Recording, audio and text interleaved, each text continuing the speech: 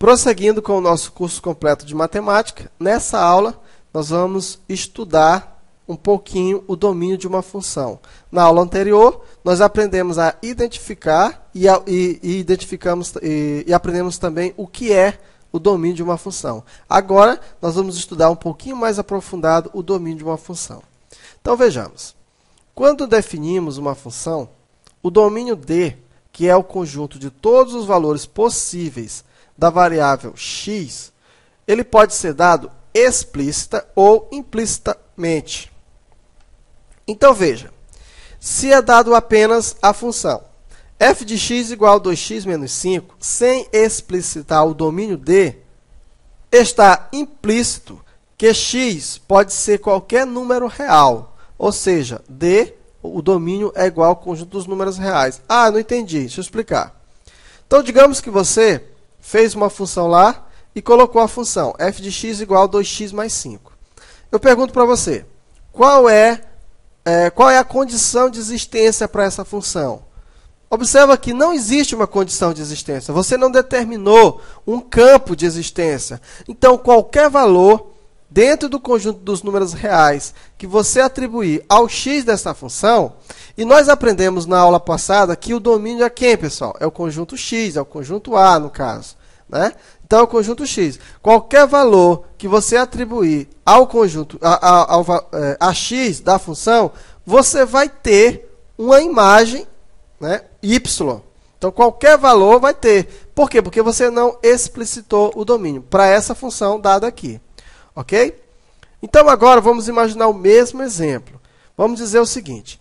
Se é dado a função f de x igual a 2x menos 5, olha cá um detalhe aqui, ó, com x maior ou igual a 1 e x menor ou igual a 10. Veja só, agora está implícito que o domínio da função dada consiste em todos os números reais compreendidos entre 1 e 10, inclusive o 1 e o 10. Entenderam aí a diferença? No primeiro exemplo, qualquer valor servia para x. Agora, no segundo exemplo, não é qualquer valor que existe. Por quê? Porque existe uma condição de existência, existe um campo de existência para isso. Você pode aplicar os valores de x que estão entre 1 e 10. Então, o domínio dessa função, você pode definir por x pertence ao conjunto dos números reais, tal que x é maior ou igual a 1 e x é menor ou igual a 10. Só vai servir para nós os valores que estiverem entre 1 e 10. Nesse primeiro caso aqui, qualquer valor servia. Nesse segundo caso aqui, só serve os que estiverem entre 1 e 10. Agora, entenda uma coisa.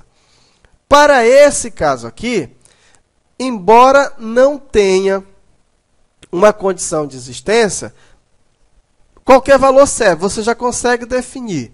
Então, com isso, nós podemos concluir o seguinte.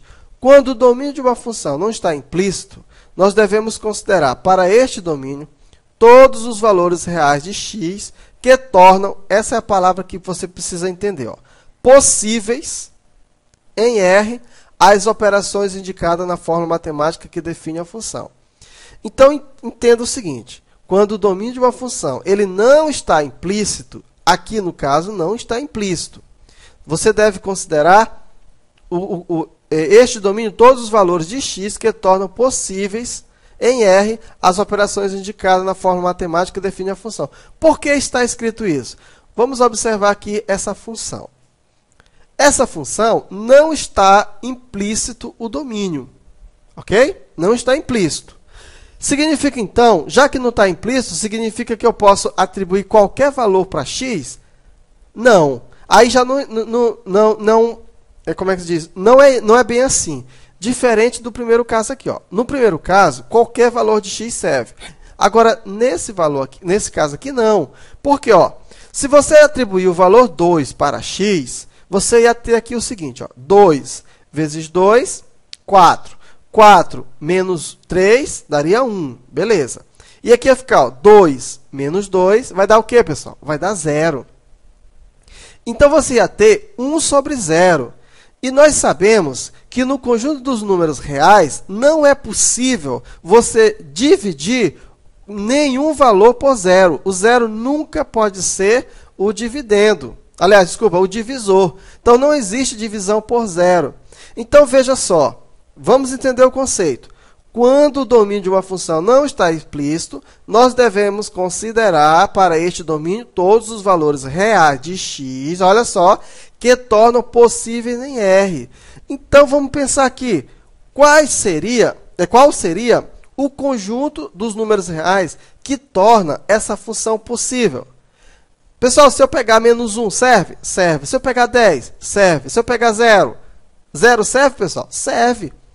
Quer dizer, todos os valores em x, em R, vão satisfazer essa equação. Só não pode o 2. Então, eu posso dizer que o domínio dessa função, x pertence aos reais, tal que x é diferente de 2. Ou seja, qualquer valor serve, menos o 2. Porque se eu colocar 2, eu vou ter uma divisão por zero. E não existe divisão por zero. Aí você entende essa conclusão aqui, ó, que tornam possíveis em R as operações indicadas na fórmula matemática. Isso, pessoal, é você identificar o domínio de uma função, quando esse domínio não está implícito. Mais um exemplo aqui para você entender melhor. Eu tenho aqui, ó, f de x igual raiz de x ao quadrado, raiz, no caso, de x menos 2. Pergunto para você, todos os valores no conjunto dos números reais existem? Satisfazem essa equação ou essa função? Vamos imaginar o zero, pessoal. O zero satisfaz? Se eu colocar, ó, 0 menos 2, vai dar menos 2. Existe raiz de menos 2? Não. Se eu colocar 1, vai ficar menos 1. Existe raiz de menos 1? Também não. Se eu colocar o 2, raiz de 0, aí vai ficar 2 menos 2, 0. Existe raiz de 2? De 0? Existe. Se eu colocar o 3, existe? Existe. Então, pessoal, observa o seguinte. Nós sabemos que não existe, aí você tem que conhecer, né, um pouquinho da matemática. Não existe raiz quadrada de número negativo. Pelo menos no conjunto dos números reais. Existe raiz quadrada negativo, mas no conjunto dos números complexos. Mas isso é assunto para um outro módulo que nós temos também. Então, no conjunto dos números reais, não existe raiz negativa. Então, como é que eu vou fazer para tornar essa função possível, né, no conjunto dos números reais?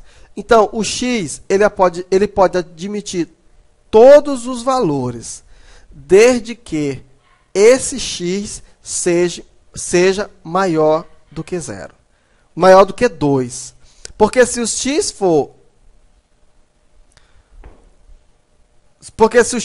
menor do que 2, ó, até o 2 serve, porque 2 menos 2 é 0, existe raiz de 0. Então, qual é o domínio dessa função? X pertence ao conjunto dos números reais, tal que x é maior ou igual a 2. Entendeu aí? Por quê? Se x for 1, serve? Não, porque ó, 1 menos 2 dá menos 1. Todo número menor do que 2 torna esse valor negativo. Não existe raiz quadrada de número negativo. Entendeu? Então, assim você vai determinar o domínio de uma função. Tá? Então, quando o domínio de uma função não está implícito, nós devemos considerar para este domínio todos os valores reais de x que tornam possíveis em R as operações indicadas na fórmula matemática que define a função. Gente, é decorando que você aprende isso? Não, pessoal, é com a prática. Então, nós vamos agora fazer muitos exercícios e aí você vai dominar o domínio. Você vai aprender realmente como encontrar o domínio de uma função. Beleza? Um abraço e até lá.